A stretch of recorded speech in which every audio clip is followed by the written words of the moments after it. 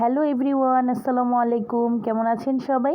আশা করছি সবাই আল্লাহর রহমতে অনেক বেশি ভালো আছেন।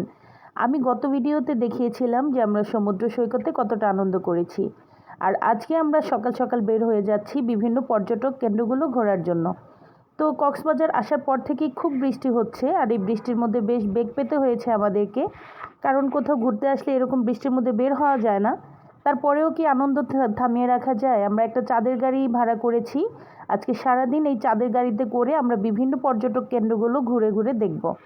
তো এই তো গাড়ি চালানো শুরু করে দিয়েছে, আর এইদিকে তো ফ্যামিলির সবাই একসাথে ছিলাম। অনেক বেশি আনন্দ হচ্ছিল। আসলে ফ্যামিলি মেম্বাররা সবাই মিলে একসাথে কোথাও বেড়াতে গেলে খুবই আনন্দ হয়ে থাকে, অন্যরকম একটা ভালো লাগাও কাজ করে। তো আজকে আমরা শুরুতেই যাব একটা রামু মন্দিরে।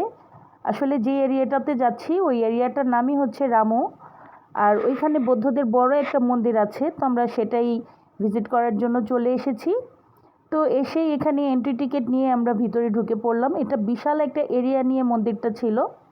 যদিও মন্দির আমার কাছে ভালো লাগে না, কারণ আমি মুসলিম, আমার কাছে খুব একটা ভালো লাগে না মন্দিরে। তারপরেও একটু ঘোরার জন্য এসেছি, সবাই যাচ্ছে তো সেই সাথে আমিও ঘুরে দেখে আসলাম পুরো এরিয়াটা। অনেক বিশাল বড় এরিয়া ছিল, আর প্রত্যেকটা জায়গাতেই ওদের ছোট ছোট করে মূর্তি বসানো ছিল। সিঁড়ি দিয়ে উঠতে উঠতে অনেকগুলো মূর্তি সারি সারি করে সাজানো। এইদিকে আমার আম্মু তো সিঁড়ি বেয়ে উঠতে উঠতে একদম ক্লান্ত হয়ে যাচ্ছে, কারণ অনেক বেশি বৃষ্টি ছিল আর সিঁড়িগুলো একদম ভেজা ভেজা ছিল। তো উঠতে একটু কষ্টই হচ্ছিল আসলে।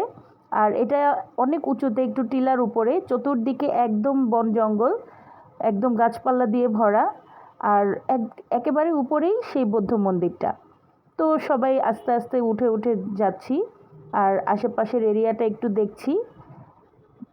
একদম নীরব নিরিবিলি আশেপাশের প্রকৃতিটা। তো নিচের থেকে আমি ভাবতেও পারিনি যে এত বড় একটা মূর্তি উপরে আছে। আসলে আমার লাইফে এত বড় মূর্তি আমি কখনোই দেখিনি। এটা বাস্তবে দেখতে বিশাল আকৃতির ছিল, হয়তোবা ক্যামেরায় ততটা বোঝা যাচ্ছে না। একদম আশেপাশে গহীন জঙ্গল, আর টিলার উপরে এই মন্দিরটা করেছে। এরিয়াটা খুবই বড় ছিল, আর মূর্তিটাও বিশাল বড় ছিল। তো এদিকে আমার ফ্যামিলি মেম্বার যারা যারা ছিল সবাই তো ছবি তুলতে ব্যস্ত হয়ে পড়েছে, আর আমি সবাইকে একটু ঘুরে ঘুরে ভিডিও করছিলাম।